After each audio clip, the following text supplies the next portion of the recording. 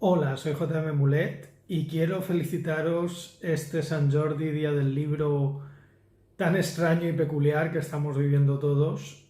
Y he pensado que ya que estamos todos preocupados por temas de epidemias y esto, qué mejor momento para recomendar dos libros que escribí en su momento, que uno llegué a presentarlo en mi de Barrieta y que hablan de este tema que nos preocupa a todos, que es el de la medicina, pero que pueden ser de gran utilidad porque ayudan a distinguir lo que es la medicina de verdad y lo que no lo es. Uno sería este, que es Medicina sin engaños, que habla de todas aquellas cosas como homeopatía, reiki, acupuntura, que parece que sea medicina, pero no lo es, y sobre todo estos días huid de eso.